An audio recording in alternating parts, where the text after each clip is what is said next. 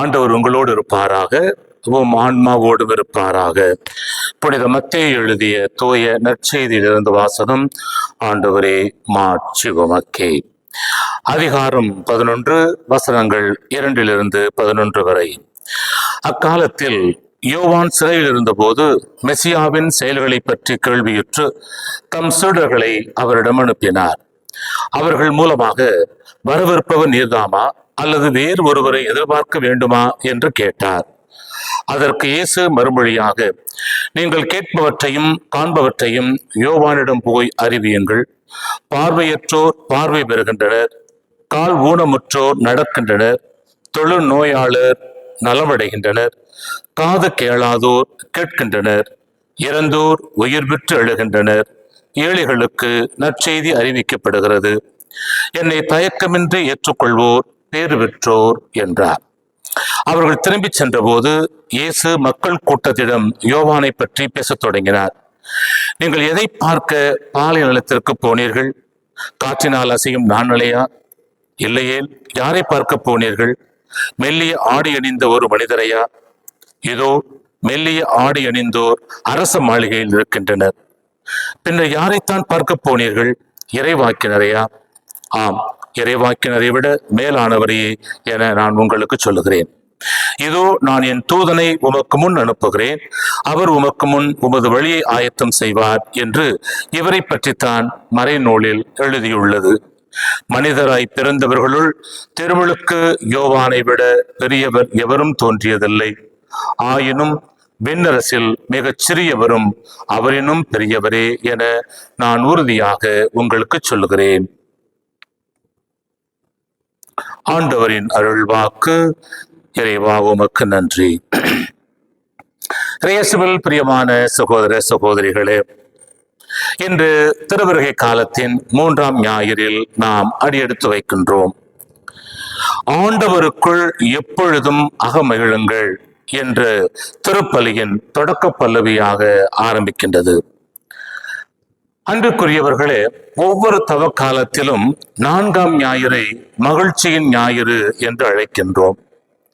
தவக்காலத்தில் மகிழ்ச்சியின் ஞாயிறா என்று மக்கள் கேட்பார்கள். ஆம், தவக்காலத்தில் நாம் கடுமையாக தவம் இருந்தாலும் வருகின்ற அந்த உயிர்ப்பு பெருவிழாவை மகிழ்ச்சியாய் கொண்டாடுவதற்காக நம்மை தயாரிக்கின்ற ஒரு ஞாயிறாக அது அமைகின்றது. அதே போல ஒவ்வொரு திருவருகை காலத்தின் 3ஆவது ஞாயிறு மகிழ்ச்சியின் ஞாயிறாக கொண்டாடப்படுகின்றது. அதாவது இன்று அந்த ஞாயிறை நாம் கொண்டாடுகிறோம். கிறிஸ்து மனிதனாய் பிறந்த நாளை நினைவு கூர்ந்து கொண்டாடினாலும் அவரது 2வது வருகைக்காக நாம் தயாரிப்போடு இருக்க வேண்டும். அவரை தயாரிக்க, அவரை வரவேற்க நாம் தயாரிக்க வேண்டும். உண்மையான விழாவாக நாம் கொண்டாட அதை தயாரிக்க வேண்டும். உள்ளத்தையும் உடலையும் நாம் தயாரிக்க வேண்டும் என்ற செய்தியைத்தான் அது கொடுக்கின்றது. இன்றைய வாசகங்களும் நமக்கு மகிழ்ச்சியை கொடுக்கும் வாசகங்களாக அமைவதை பார்க்கலாம். அன்பிற்குரியவர்களே, பொறுமையாய் காத்திருங்கள், தயாரிப்போடு, அதாவது உள்ள தயாரிப்போடு காத்திருங்கள், உங்கள் வாழ்க்கையில் சந்தோஷம் கரைபுரண்டு ஓடும் என்ற செய்தியை கொடுப்பதை பார்க்கலாம். அன்பார்ந்தவர்களே, இந்த மகிழ்ச்சியை விரும்பாதோர் எத்தனை பேர்? மகிழ்ச்சியை தேடாதோர் எத்தனை பேர்? இந்த உலகில் வாழுகின்ற பலரும் மகிழ்ச்சியை நோக்கித்தான் ஓடிக்கொண்டிருக்கின்றோம். அந்த மகிழ்ச்சியை பெறுவதற்காக பல காரியங்களை நாம் செய்வதை பார்க்கலாம். ஒரு காரியம் அல்ல, 2 காரியம் அல்ல, பல காரியங்களை செய்கிறோம். எதை செய்தால் மகிழ்ச்சி கிடைக்குமா, அதை செய்தால் மகிழ்ச்சி கிடைக்குமா என்று அந்த மகிழ்ச்சியை மையமாக வைத்துத்தான் மனித வாழ்க்கை ஓடிக்கொண்டிருக்கின்றது. குறிப்பாக நிலம் வாங்குவது, வீடு கட்டுவது, வங்கியில் பணத்தை சேகரிப்பது, தங்கத்தை வாங்கி குவிப்பது, அல்லது கம்பெனியில் முதலீடு செய்வது, பணத்தை வட்டிக்கு விட்டு சம்பாதிப்பது என்று பல வழிகளில் நாம் மகிழ்ச்சியை தேடிக்கொண்டிருக்கின்றோம். இது ஒரு விதமான மகிழ்ச்சி. வேறு விதமாக சொல்ல வேண்டும் என்று சொன்னால், விதவிதமான ஆடைகளை வாங்கி அணிவது, விதவிதமான உணவுகளை வாங்கி உண்பது, அல்லது குடிப்பது, அல்லது போதைப் பொருட்களை பயன்படுத்துவது, இது போன்ற தவறான சில காரியங்களை செய்வதன் மூலமாகவும் எனக்கு மகிழ்ச்சி கிடைக்கும் என்று நாம் நினைத்து வாழ்ந்து கொண்டிருக்கிறோம். அன்பிற்குரியவர்களே, அதற்கு அதிகமாக செலவும் செய்கின்றோம். ஆனால் இப்பொழுது நாம் தியானித்த இவைகள் உண்மையிலேயே நமக்கு மகிழ்ச்சியை கொடுக்குமா? இந்த கேள்வியை நாம் கேட்டு பார்த்தது உண்டா என்றாவது? ஆம் அன்பிற்குரியவர்களே, இத்தனை வசதியும் உள்ளவர்கள் உண்மையிலேயே மகிழ்ச்சியா இருக்கிறார்களா என்றால் நிச்சயமாக இல்லை என்பதுதான் உண்மை. பணக்காரர்களாக இருக்கின்றவர்களுக்கும் அது தெரியும், ஏழையா இருக்கின்றவர்களுக்கும் அது தெரியும். இவைகள் நமக்கு உண்மையான மகிழ்ச்சி ஒருபோதும் தர இயலாது என்ற உண்மையை நாம் மறந்து விடுகிறோம். வலைத்தளத்திலே ஒரு பெண்ணினுடைய படம் போட்டு அவர் செய்த செயலை பற்றி ஒரு கட்டுரை எழுதியிருந்தார்கள். அது என்ன செய்தி? சென்னை ராயப்பேட்டையை சேர்ந்தவர், ஐடி கம்பெனிகளே வேலை பார்க்கின்ற ஒரு சகோதரி, நல்ல கை நிறைய சம்பளம் வாங்குகின்றவர். இதுல என்ன சிறப்பு என்ற கேள்வி நீங்கள் கேட்கலாம். எத்தனையோ பேர் வேலை பார்க்கிறாங்க, இவங்களை பத்தி தெரிஞ்சு எனக்கு என்ன ஆக போகுது என்ற கேள்வி வரலாம். இவர் தான் வேலை பார்த்த சம்பாதித்த சம்பாத்தியத்தில் பாதிக்கும் மேல் ஏழை எளிய மக்களுக்கு உதவிகள் செய்வாராம். அவ்வாறு உதவிகள் செய்கின்ற போது கிடைக்கின்ற அந்த சந்தோஷம் எனக்கு போதும் என்ற மகிழ்வோடு வாழுகின்றவர். இவரிடம் யாராவது போய் பணம் கேட்டாலோ உடை கேட்டாலோ கொடுக்க மாட்டார். ஆனால் பசி என்று யாராவது சொன்னால் போதும் அவர்கள் வயிறு நிரம்ப உணவு கொடுத்து அவர்களை வழி அனுப்பி வைக்கக்கூடிய ஒரு நல்ல சகோதரி. நம்மில் எத்தனையோ பேர் யாராவது பசி என்று வந்து உணவு கேட்டால் நாம் எப்படிப்பட்ட காரியங்களை செய்கிறோம்? ஒன்று பழையவற்றை கொடுப்போம், அல்லது ஊசி போனவற்றை கொடுப்போம். ஆனால் இவர் அப்படியெல்லாம் கொடுக்காமல் சுட சுட அவர்களுக்கு உணவுகள் செய்து கொடுப்பாராம். அந்த உணவினை பரிமாறும் போது அவர் முகத்தில் வருகின்ற அந்த புன்னகையே அவருடைய மகிழ்ச்சி எப்படிப்பட்ட மகிழ்ச்சி என்பதை விளக்கி காட்டும். அன்பிற்குரியவர்களே, பலவற்றை சேர்த்து வைப்பதால் மட்டுமே நாம் மகிழ்ச்சியாக இருப்பது கிடையாது. மாறாக நம்மிடம் இருப்பவற்றை பிறரோடும் பகிர்ந்து வாழுகின்ற பொழுதுதான் அங்கே மகிழ்ச்சி தோன்றும் என்பதற்குரியவர்களே. அவ்வாறு நம்மை மீட்பதற்காக தன் மகனையே வானக தந்தை இந்த உலகிற்கு அனுப்பி அந்த மகனை பகிர்ந்து கொண்டிருக்கிறாரே, அதில் தான் இறைவனின் மகிழ்ச்சி நிறைவடைகிறது என்பதை நாம் பார்க்கலாம்.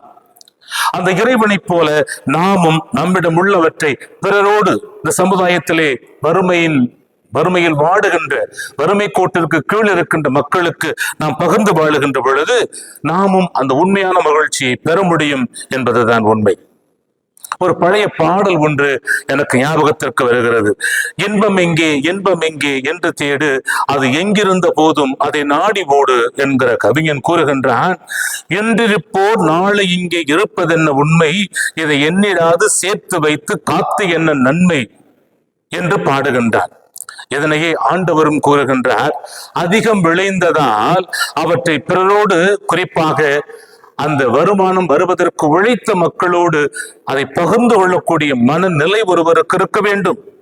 ஆனால் விவிலியத்திலே பார்க்கிறோம், அதிகமாக விளைந்து விட்டது, தானியங்கள் அதிகமாக விளைந்திருக்கின்றன, சேர்த்து வைப்பதற்கு களஞ்சியம் போதாது, எனவே இருப்பவற்றை இடித்து விட்டு இன்னும் பெரிதாக கட்டுவேன் என்றுதான் அவன் சொல்லுகிறான். விளைந்த பொருட்களை அதற்காக உழைத்தவர்களோடு பகிர்ந்து வாழ்வேன் என்று அவனால் சொல்ல முடியவில்லை. அன்பிற்குரியவர்களே, அதனால்தான் அந்த பகுதியானது அறிவற்ற செல்வன் என்ற அந்த ஓமைக்கு தலைப்பு கொடுத்திருக்கின்றார்கள். அன்பிற்குரியவர்களே, இப்ப ஆண்டவர் ஒரு கேள்வி கேட்கிறார். அறிவிலேயே இவ்வளவு சேர்த்து வைத்திருக்கிறாயே, சேர்த்து வைத்து என்ன ஆக போகிறது? நீ உண்மையிலேயே மகிழ்ச்சியாக இருக்க போகிறாயா?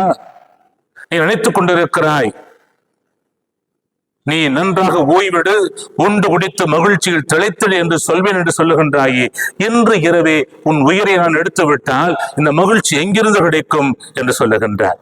ஆம் அன்பிற்குரியவர்களே, பணம் பதவி இருப்பவற்றை பிறருக்காக பயன்படுத்தாமல் தனக்கென பயன்படுத்துவோருடைய வாழ்க்கை எப்போது முடியும் என்று யாராலும் சொல்ல முடியாது என்பதுதான் நாம் சந்திக்கின்ற யதார்த்தம். இதை நாம் மறந்து விடுகிறோம். எனவேதான் ஆண்டவர் கூறுகின்றார், உண்மையான மகிழ்ச்சி இவைகளில் கிடையாது என்று தெளிவுபடுத்தி அவற்றை பிறரோடு பகிர்ந்து வாழ முயற்சி செய், பகிர்ந்து வாழ்தலே உண்மையான மகிழ்ச்சி என்கிறார். அப்பேற்பட்ட மகிழ்ச்சியான இறைவனின் வருகைக்காக நம்மையே தயாரிப்பதற்காகத்தான் இந்த ஞாயிறு கொடுக்கப்பட்டிருக்கிறது.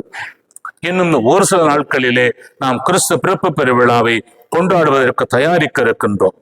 ஆக இந்த மகிழ்ச்சி நமக்கு கிடைக்க வேண்டும் என்றால் அது உடனே கிடைத்து விடாது. அதனை அடைய நாம் மிகவும் பொறுமையோடு அதே சமயத்தில் அதற்கான தயாரிப்போடும் இருக்க வேண்டும் என்று அறிவுறுத்துவதுதான் இன்றைய வாசகங்கள். இனி முதல் வாசகத்தின் பின்னணியானது கிமு 7ஆம் நூற்றாண்டின் இறுதியில் இஸ்ராயேலும் எருசலேமும் அசிரிய படையெடுப்பால் அடிமைப்படுத்தப்பட்டார்கள். அவர்கள் எதிர்பார்த்த வாழ்க்கை கிடைக்கவில்லை. வாழ்வில் ஏமாற்றமே மிஞ்சி இருந்தது.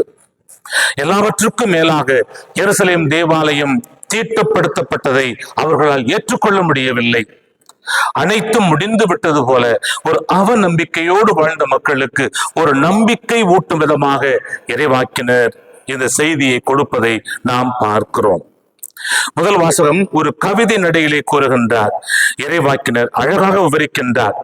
திடன் கொள்ளுங்கள், அஞ்சாதிருங்கள், இதோ உங்கள் கடவுள் பழி தீர்க்க வருவார், அவர் வந்து உங்களை விடுவிப்பார் என்ற செய்தியை கொடுப்பதை நாம் பார்க்கலாம். அன்பிற்குரியவர்களே, அவர் வரும் நாளை எவ்வாறு அறிந்து கொள்வது? அதனையே இவ்வாறு கூறுகின்றார். பாலை நிலமும் பால் வெளியும் அகமகளும் பொட்டல் நிலம் லீலி போல பூத்துக் குலுங்கும் என்கிறார்.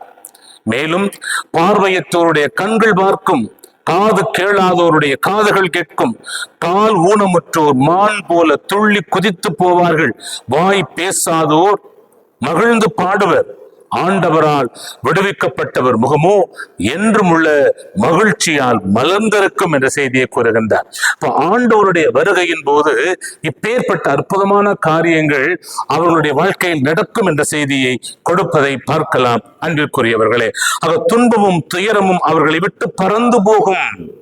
எப்போது துன்பமும் துயரமும் ஒருவனை விட்டு அகன்று போகிறதோ அங்கே சந்தோஷம் மகிழ்ச்சி தானாக சேர்ந்துவிடும் என்பதை அது எடுத்துரைக்கின்றது. எனவேதான் அவர்கள் பொறுமை இழந்து கடவுளை மறந்து விடாமல் பொறுமையோடு இருக்க வேண்டும் என்று இறைவாக்கினர் எசாயா இந்த செய்தியை கொடுப்பதை நாம் பார்க்கலாம். இந்த 2வது வாசகத்திலே திருத்துதர் யாக்கோபு தன் மக்களை பார்த்து பொறுமையை கடைபிடியுங்கள். இறைவாக்கினரும் அதே செய்தியை கொடுக்கின்றார். யாக்கோபும் அதே செய்தியை கொடுப்பதை நாம் பார்க்கலாம். உலக முடிவு மற்றும் இறைவனின் 2ஆம் வருகை பற்றிய சிந்தனைகள் அதிகமாக அந்த காலகட்டத்திலே இருந்தது. இறைவன் வந்து விடுவார் என்று எதிர்பார்த்த மக்கள் அவரின் வருகை காலம் தாழ்த்தவே பொறுமை இழக்கின்றார்கள். ஆனாலும் 2ஆம் வருகையை பற்றி அச்சமும் அவர்கள் மனதிற்குள்ளாக எழுந்திருந்தது. எனவேதான் யாக்கோபு எவ்வாறு பயிரிடுபவன் நல்ல விளைச்சலுக்கு தேவையான மழையை இறைவன் தருவான் கொடுப்பான் என்று நம்பி காத்திருக்கின்றாரோ அதுபோல நாமும் பொறுமையோடு காத்திருக்க வேண்டும். தண்டனை தீர்ப்புக்கு ஆளாகாதவாறு மற்றவருக்கு எதிராக செயல்படாமல் தடைகளை உடைத்து தடைகளை தாண்டி தண்டனை தீர்ப்புக்கு ஆளாகாமல் நம்மை நாமே கவனமாக பார்த்து கொள்ள வேண்டும் என்ற செய்தியை கொடுப்பதை பார்க்கலாம். அன்பிற்குரியவர்களே, இப்ப யார் ஒருவர் துன்பத்தை தாங்குவதிலும் பொறுமையை கடைபிடிப்பதிலும் இறைவாக்கினரின் வாழ்க்கையை முன்மாதிரியாக கொள்ளுகிறார்களோ அவர்கள் வாழ்க்கையில் மகிழ்ச்சி கிடைக்கும் என்ற செய்தியை கொடுப்பதை நாம் பார்க்கலாம். இந்த நற்செய்தியானது மெசியாவின் வருகை எப்படி இருக்கும் என்று நினைத்த திருமுழுக்கு யோவானுடைய எண்ணத்திற்கு எதிர்மாறாக இயேசுவுடைய செயல்பாடுகள் இருப்பதை பார்க்கலாம். திருமுழுக்கு யோவான் மெசியா வரும் பொழுது எப்படியெல்லாம் இருக்கும் என்று ஒரு கற்பனையோடு வாழ்ந்து வந்தார். ஆனால் மெசியா வந்த பிறகு அவருடைய எண்ணத்திற்கு ஏற்ற விதமாக எந்த காரியமும் நடக்கவில்லை. எனவே திருமுழுக்கு யோவானே இவர் உண்மையிலேயே மெசியாதானா என்ற ஒரு சந்தேகத்தோடு இருப்பதை பார்க்கிறோம். எனவேதான் தன் சீடர்களை அனுப்பி இயேசுவை பார்த்து ஒரு கேள்வி கேட்க சொல்லுகின்றார். என்ன கேள்வி? வரவிருக்கிறவர் நீர்தாமா அல்லது நாங்கள் வேறு ஒருவரை எதிர்பார்க்க வேண்டுமா? பார்த்தீர்களா? இயேசுவின் வழியை தயாரிக்க வந்தவர் தான் திருமுழுக்கு யோவான். ஆனால் அவருடைய வாழ்க்கையிலே ஒரு சந்தேகம் தோன்றுவதை நாம் பார்க்கிறோம். வரவிருப்பவர் நீர்தாமா அல்லது வேறு ஒருவரை எதிர்பார்க்க வேண்டுமா என்று கேட்டு வாருங்கள் என்று தன்னுடைய சீடர்களை அனுப்பி வைக்கிறார் என்றால் அவருடைய எண்ணத்திற்கு ஏற்ற விதமான வாழ்க்கையை இயேசு வாழவில்லை.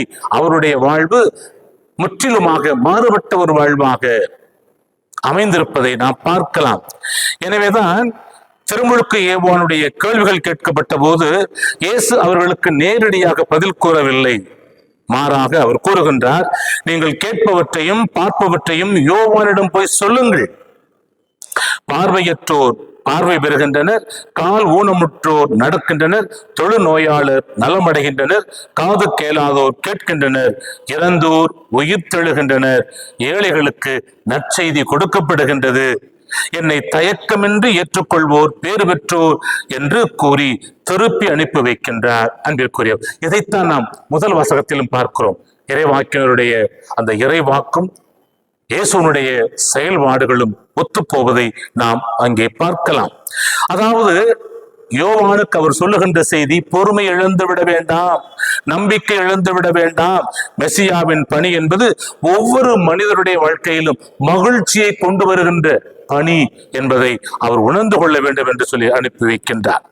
அதே சமயத்தில் திருமுழுக்கு யோவானையும் அவரின் தயாரிப்பு பணியினையும் வெகுவாக பாராட்டுகின்றார் இயேசு.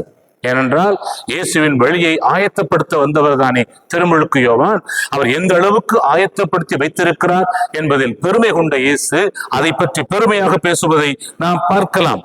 ஆக இயேசுவின் பார்வையில் உண்மையான மகிழ்ச்சி, உண்மையான விடுதலை என்பது தனிப்பட்டவருடைய வாழ்க்கையில் கொண்டு வருவதே. பாவத்திலிருந்தும் நோயிலிருந்தும் பல்வேறு விதமான அடிமைத்தனத்திலிருந்தும் அவர்களை மீட்டுக் கொண்டு வருவதே உண்மையான விடுதலை என்கிறார் ஆண்டவர். இந்த ஞாயிறு கொடுக்கின்ற செய்தி என்ன? கிறிஸ்துவின் பிறப்பு பெருவிழாவினை கொண்டாடுவதற்கு நாம் வறண்ட நிலம் போல இல்லாமல் வளமான நிலங்களைப் போல மாற வேண்டும். அதாவது நம்பிக்கை இழக்காமல் துணிவோடு வாழ வேண்டும் என்ற செய்தியை கொடுக்கின்றார். இரண்டாவதாக, பொறுமை இழந்து விடாமல் பொறுமை உள்ளவர்களாக நாம் வாழ வேண்டும். இந்த நம்மில் பலர் பொறுமை இழந்து வாழ்வதை பார்த்துக் கொண்டிருக்கின்றோம். கேட்பதெல்லாம் உடனடியாக கிடைக்க வேண்டும், இல்லை என்றால் மனம் சோர்ந்து விடுகின்றோம். வாழ்க்கையில் எல்லாவற்றையும் இழந்தது போல தவித்துக் கொண்டிருக்கின்றோம். அப்படியெல்லாம் இருக்க கூடாது என்று கூறுகின்றார். பொறுமையோடு இருந்தால், பொறுமையோடு இருந்தவர்கள் மெசியாவை கண்டார்கள். நீங்களும் பொறுமையோடு இருந்தால், வாழ்க்கையில் வருகின்ற துன்பங்களை கடந்து பொறுமையோடு இருந்தால், நீங்களும் உங்களாலும் மெசியாவை காண முடியும் என்ற செய்தியை கொடுக்கின்றார். மூன்றாவதாக, மகிழ்ச்சியை வாழ விரும்புகின்ற நாம் பல நிலைகளில் அடிமைகளாக வாழ்ந்து கொண்டிருக்கிறோம். பல்வேறுபட்ட சிறைகளில் அடைபட்டவர்களாய் வாழ்ந்து கொண்டிருக்கின்றோம். பணச்சிறையாக இருக்கலாம், பதவி சிறையாக இருக்கலாம், அதிகார சிறையாக இருக்கலாம், உல்லாச சிறையாக இருக்கலாம் என்று பலவிதமான சிறைகளில் நாம் வாழ்ந்து கொண்டிருக்கின்றோம். ஆக இந்த சிறைகளில் அடைபட்டு கிடந்தால் நமக்கு மகிழ்ச்சி கிடைக்காது. இந்த சிறைகளில் இருந்து விடுதலை கொடுக்க மெசியா பிறக்கப் போகிறார். நாம் அவருக்குள் இணைந்து வாழுகின்ற பொழுது இந்த சிறைகளில் இருந்து அவர் நமக்கு விடுதலை கொடுப்பார். அந்த விடுதலை நமக்கு உண்மையான மகிழ்ச்சியை தரும் என்ற செய்தியை கொடுப்பதை பார்க்கலாம். எனவே அன்பிற்குரியவர்களே, இந்த காரியங்கள் எல்லாம் நாம் அடிமைகளாக இல்லாமல் நாம் மகிழ்ச்சியான வாழ்க்கையை நோக்கி நடக்க முன் வருவோம். அதுதான் உண்மையான தயாரிப்பு, அதுதான் உண்மையான கிறிஸ்து பிறப்பு பெருவிழாவிற்கான தயாரிப்பு என்பதை உணர்ந்தவர்களாய், பொறுமை உள்ளவர்களாக, கடவுளுடைய வழியை அறிந்தவர்களாக, எந்த விதமான சிறைகளிலும் அகப்பட்டுக் கொள்ளாமல் கடவுளை நோக்கி, கடவுளை மையமாக வைத்து வாழ முயற்சி எடுப்போம். வருகின்ற காலங்கள் நமக்கு மகிழ்ச்சியின் காலங்களாக இருக்கட்டும். இந்த மகிழ்ச்சியின் ஞாயிறு, கௌதாத்தே சண்டே என்று கூறுகின்ற இந்த ஞாயிறானது அனைவருக்கும் மகிழ்ச்சியின் ஞாயிறாக மாற உங்களுக்காக நாங்கள் ஜெபிக்கின்றோம். May God bless you.